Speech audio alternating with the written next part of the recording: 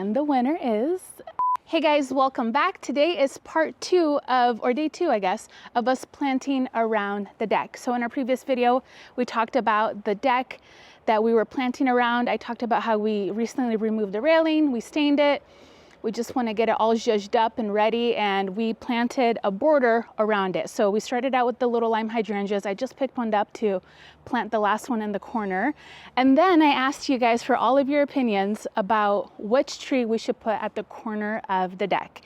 And the winner is the maple. So for a few reasons. One, I did a lot of reading about the styrax, and that one gets pretty big. And I'm somebody that likes to fudge the numbers a little bit when it comes to like tree planting, and like it might be a little bit big for that area. But with this one, what really kind of got me thinking was it has pretty intense root structures. So anytime you're planting around like a deck or your house, you know, the foundation, you want to be careful and kind of read about the root structure, because those are the ones that can cause damage to your home.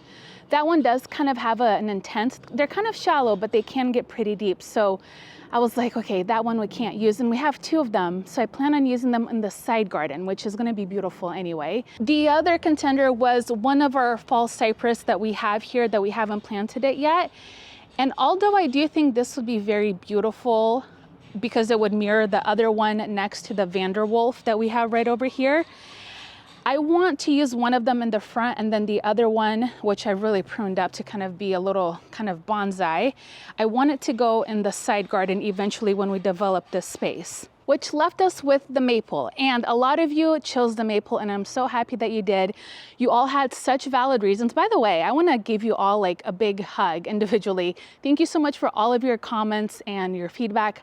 I love getting feedback from our new friends and subscribers, and so it's really meaningful to me that you guys took the time to comment and let me know what your thoughts were.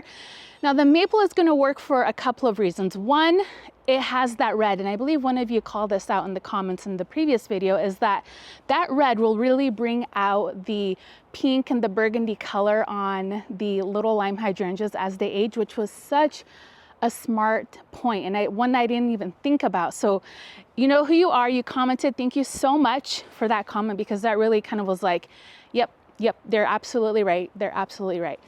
And the other thing I like about the maple, I am somebody who really focuses on branching, and I think maples are probably by far one of the trees, in my opinion, that have the most beautiful and intricate branching. And I think that is going to be really pretty in that area. The other reason was, I talked about this too, and you guys also agreed that we need red in that bed. We have a lot of blue, a lot of green, some yellow, but no red. So I think that dark purple tone will really kind of make it a little bit more cohesive in that space. So I dug the one, or actually Sergey dug up the one that was in the front that I told you guys is not doing very good because it's getting too much sun, full sun.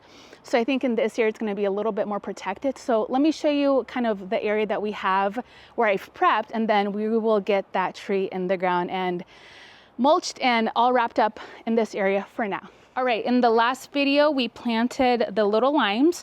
There was one left. I was one short, so I went and got one. I dug the hole, so we'll plant that together. And I came in and I also removed some of the clay that we had here. I talked about how we have a lot of clay. In fact, our whole backyard, we worked so hard the last few years to really amend it and get it looking good and more plantable, because it was just a lot of hard clay. I removed some of it to bring in some of the garden mulch that we have. That way it's not going to be too high up over the grass.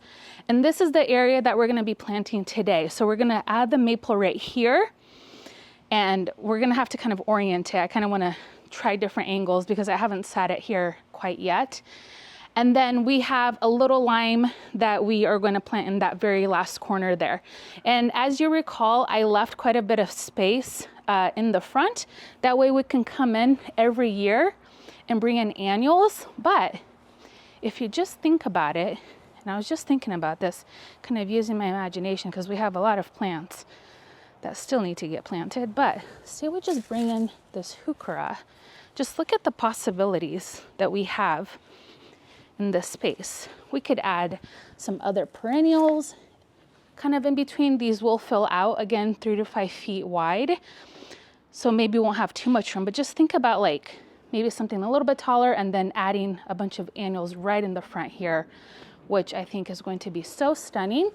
I'm super excited about that next year. And we had a little bit of a storm yesterday, so things are really wet, but the garden loved it. So anyways, let's get some tools. I already dug the hole for the little lime here in the corner, so we're good to go there. Again, we're planting 36 inches apart from can to can and a foot away from the deck. I forgot to mention this in our previous video, but in every hole that we dug, I did sprinkle in some biotone starter fertilizer. I measure with my heart, but you can definitely look in the back of those of the bags. But I'm sure you've seen a lot of gardeners use the biotone starter fertilizer from Espoma. You might use it in your own garden. If you don't, I highly recommend it. It's a really good product to get your plants and trees and shrubs started. It's an organic product, so you really can't go overboard. I mean, again, I measure with my heart, but you can always read the instructions in the back. But what I wanted to say is, if you have crummy soil, I think that's where that product is amazing. It really made such a big difference in a lot of the things that we planted, especially in the beginning of time, where it was just like a big clay pit back here. So we used a lot of biotone when we were planting. We also amended the soil with a lot of compost, which we do every year. In fact, we actually use compost as our mulch. That has really helped us build up our soil immensely. So just a quick little note, I forgot to mention last time, but every time I dig a hole, I use biotone.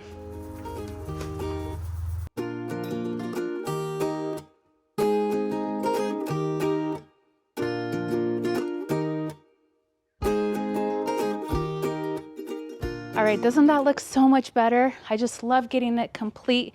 If I come from this side over here and I see it, oh yeah, that looks good. And again, these have been in their nursery cans for a while, so they're not looking hot. But once we get them, now that they're in the ground, we're gonna fertilize them. We're gonna prune them back hard this year.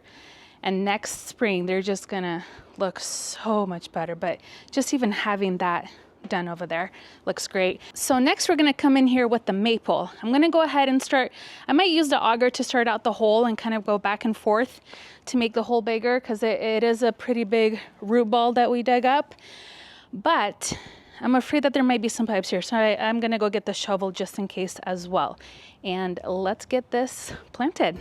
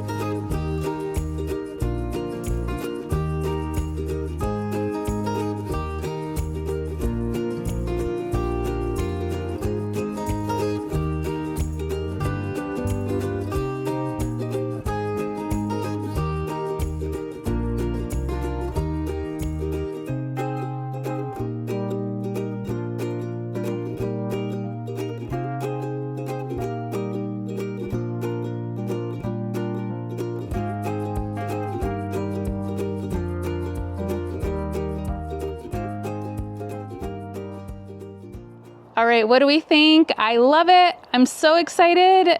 Oh my gosh, I love it so much. Team Maple, you guys were right. This was the perfect tree for this area. Let me give you a closer look at the Burgundy Jewel maple here. You can see that this was the front of it when it was planted up front. And I will come in and do some pruning with this, but you see how the leaves were just crisped up. Like, look at that. It looks like somebody just took these to the deep fryer. And so this tree was definitely not happy in the front. It was just too much sun for it. So it's going to be a lot happier here. And if I swing this way, I love the entry that this creates, you guys. This is so peaceful. I wish you were here so you could see it in person, but maybe what we'll do is add some flagstone steps to our little fig bench, bring the fig bench a little bit to the right hand side. But you guys, it looks so great.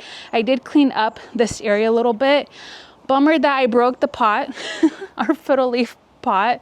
I broke it, which is a bummer because I loved this pot so much. But my grandma always says when you break something by accident, it's good luck. So there you go.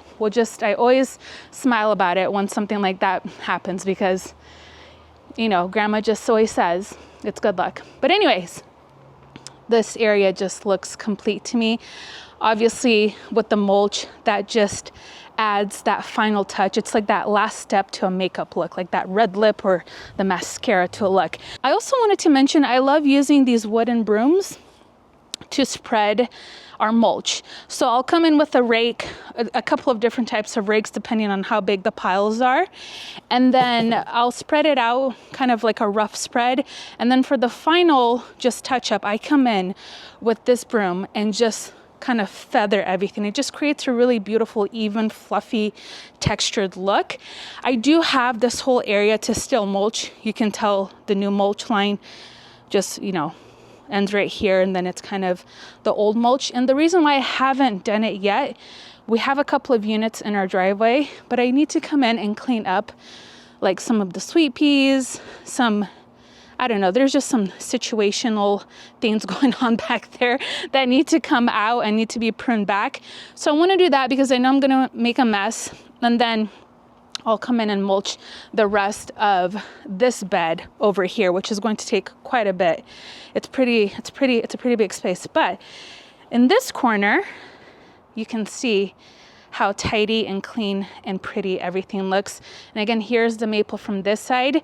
Whenever you're planting anything, always make sure you turn it and you look at it from every angle to make sure it looks pretty from every angle.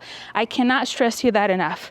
I remember one year I planted, oh gosh, I think it was our Weeping Blue Atlas. And I looked at it and I was like, this just looks backwards to me. I don't know why. So we picked it up, dug it up, turned it, and it looked beautiful. But anyways, just keep in mind, whenever you're planting anything, always do your walkthrough to make sure you're selecting the best angle for each corner of your garden. And also, we did not do the drip, and this is why.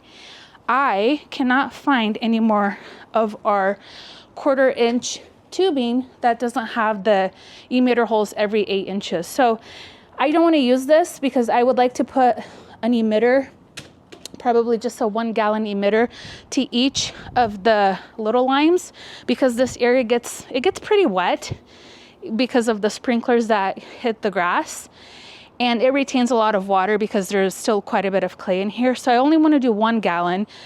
So I'm going to wait, and I'll come in and just go back in here and add those emitters probably tomorrow morning.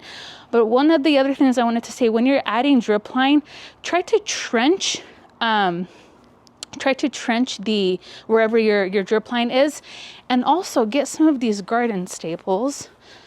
Let's go back here. Let me show you my little quick fix box. Get some of these garden staples, and they have the wide ones, which I like better than these. and staple everything into the ground, because it will prevent things from popping up all of the time. So you can get those at Home Depot, any hardware store has them, but then that way you can kind of just push them down. That way your drip isn't popping up everywhere, which is so annoying and a trip hazard. I did a quick cleanup on our hosta pots, but nothing major. They're going to be dying back here pretty soon, so I'm not too worried about cleaning them up all the way. But you guys, just look at how beautiful and peaceful it looks. I'm so excited. Like I could just, I could do a happy dance right now. This is just such a great turnout. I love it so much. One other thing that I want to add to our landscape and the back is landscape lighting. That is such a game changer, especially in the evening time, especially when it comes to maples, because again, maples have really beautiful, intricate branching. But the more you guys get to know me, the more you're going to hear me talk about the trunk and the branching, because that to me is just such a big part of buying trees and selecting the right tree. I really focus on those little details. Again, OCD brain, and it's just, you know, it's one of those things I guess that works to my benefit. But anyways, when you add landscape lighting, this itself, in my opinion, becomes a beautiful winter interest and a beautiful structure in the garden. Especially when you have them just lit up from the bottom, it just adds so much more dimension into your garden. So as time goes by, that's definitely something we want to invest in. If you guys have any good suggestions, let me know. And one other thing, I need to do something about this hose, because this is, we have one in the front, one in the back. I've had those hose reels.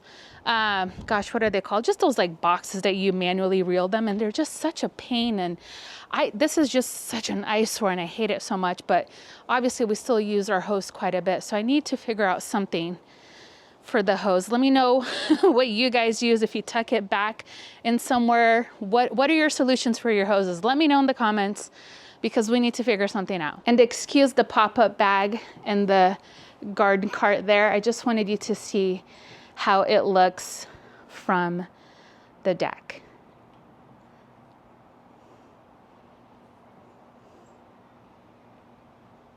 All right, well, I think that will wrap up today's project. I'm so happy and pleased at the way everything looks. You know, when you have an idea in your mind and then you start putting it to life or bringing it to life, and it looks just as good as it was in your mind, it doesn't always happen, but when it does, it's so magical. I am so excited about this place.